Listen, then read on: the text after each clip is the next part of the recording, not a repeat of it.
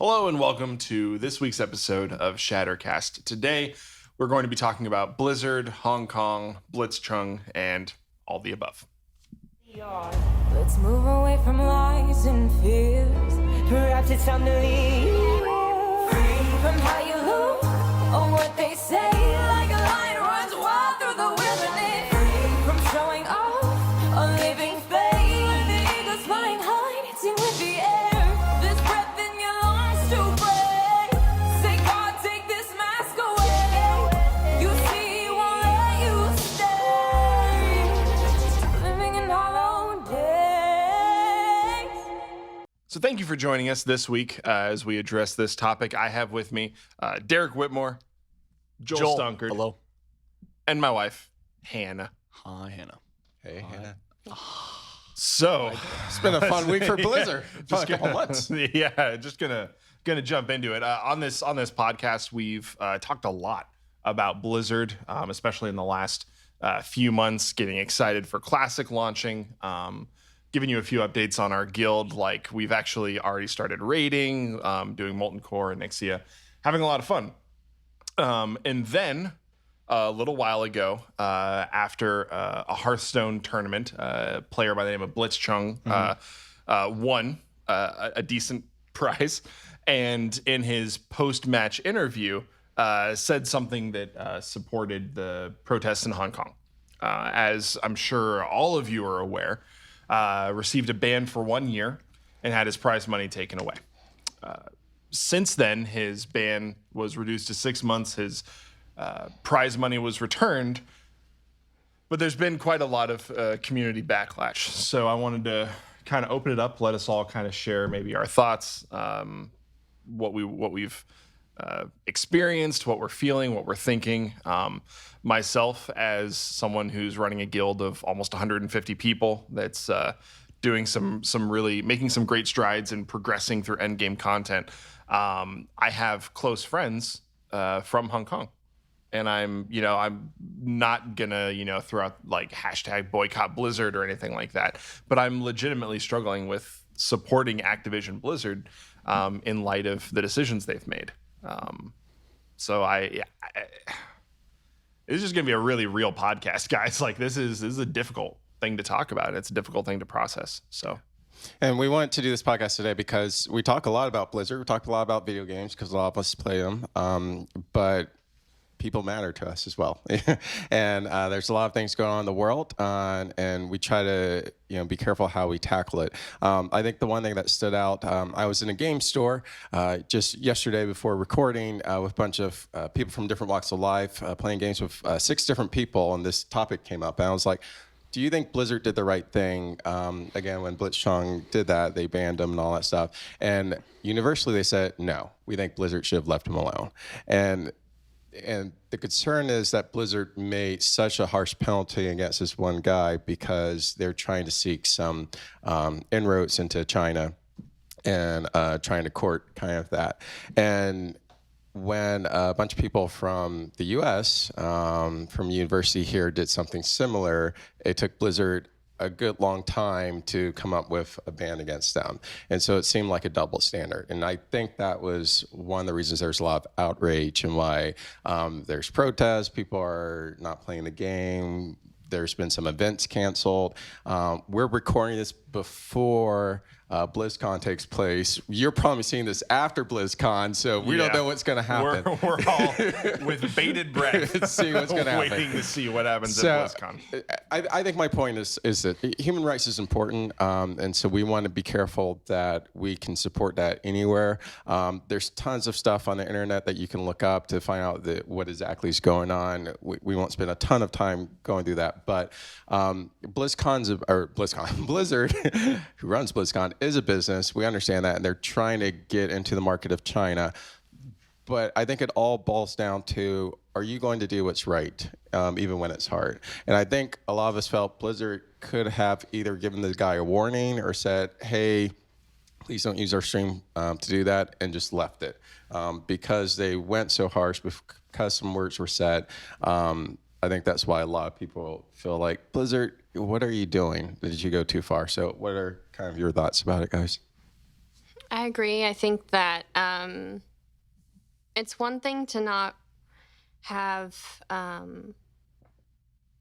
to not want people using your platform for whether it's a competition or gaming to just share their opinions and views when they're there representing your company. It's another to try to censor them and silence them when they are speaking up about human rights issues and go so far as to take away something that they worked hard for, that's prize money, to ban them for something that they enjoy doing. I can see them, like you said, Derek, giving the person a warning, or maybe just saying, hey, we want to just focus on Blizzard and focus on the game and things like that. But the extra steps that were taken against Blitzchung, I agree, went too far, and it really does sort of speak to how Blizzard is probably just looking to secure their spot in their investors that are in China now. Yeah, and I think one of the things that is helpful for us to keep in mind is not all political statements are created equal, right? So someone espousing their political beliefs in general, Blizzard may not want, and that's one thing. It's another thing when they're protesting like human rights violations, you know? So like me giving my stance on a political figurehead here in the US versus me saying, hey, support Hong Kong, people are disappearing in the night, is a little different, you know? And so to have one response to all of those things across the entire spectrum of opinions to be that even and fair and consistent, like as someone who works in HR, yes, they're supposed to be consistent. However, it lacks tact, and it lacks, I think, a self-awareness about how things are going to be perceived, right? So one of the pieces of the rule that they say that Blitzchung, and then eventually they said that these American university students violated, was to do anything that puts Blizzard in ill repute from the public eye.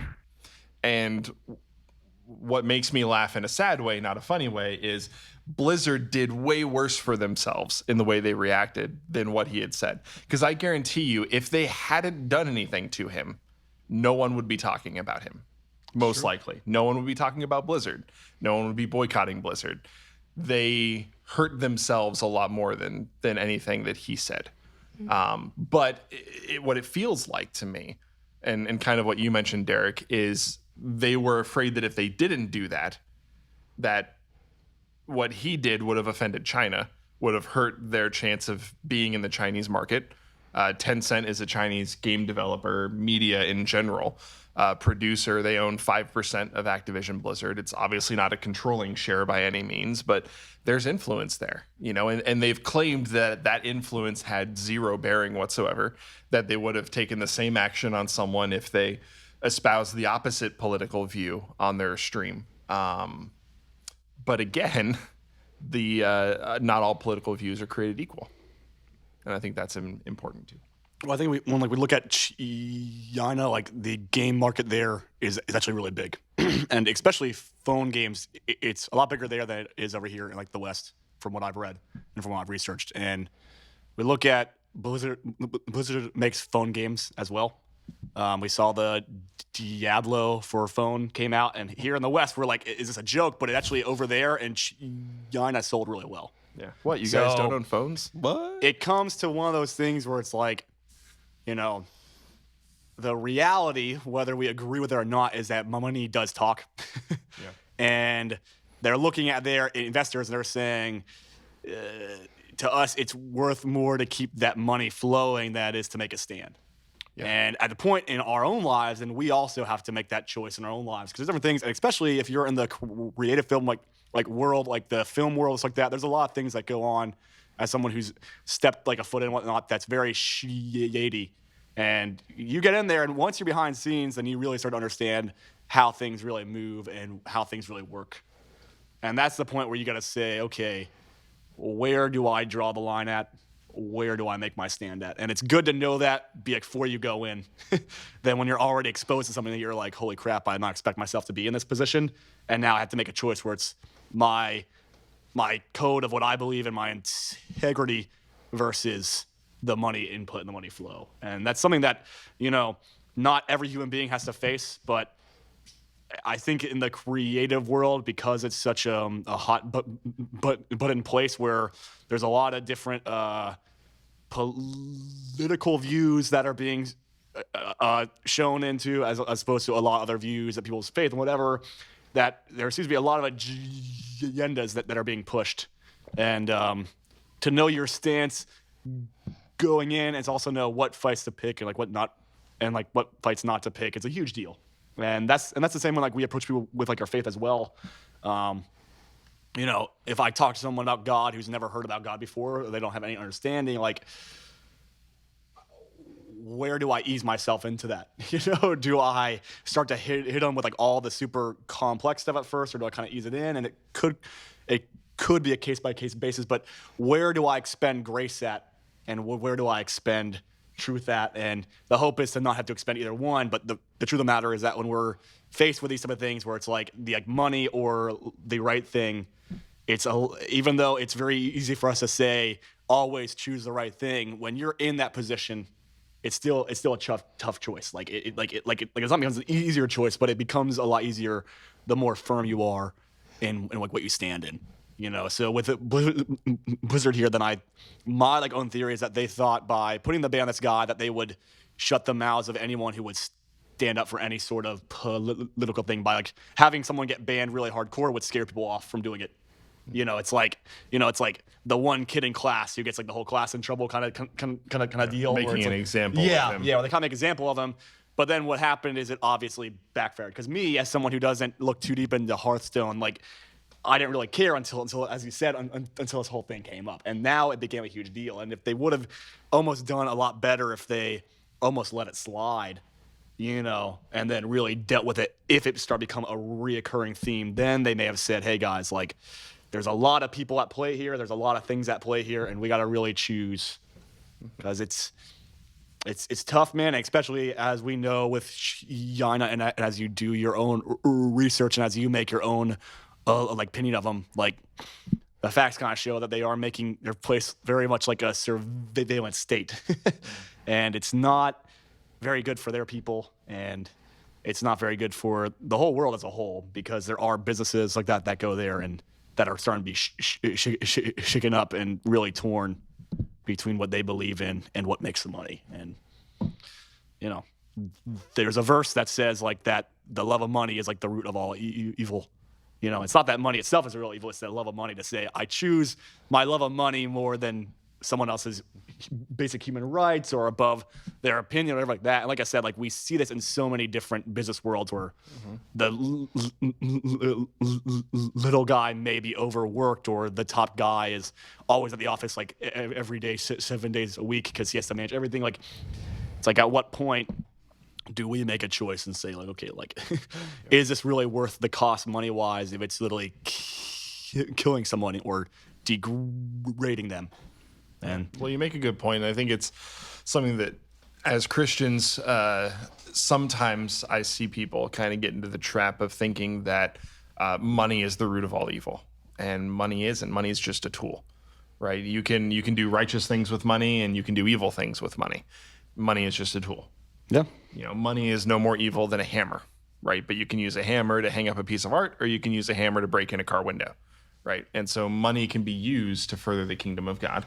You can use money to build wells in underprivileged areas. You can use money to buy a kid a backpack for school whose parents can't afford it. You can use money for a lot of wonderful things. But the love of money, the seeking after money above, like you said, the rights of others or at the expense of degrading people, is really the problem we have here. And Derek, you were saying earlier that we are called to do what is right, even when it's hard. And I think what I'm struggling with, and I'd love to really get your guys' input here, is how much can I put that expectation on an organization that is secular, that isn't Christian?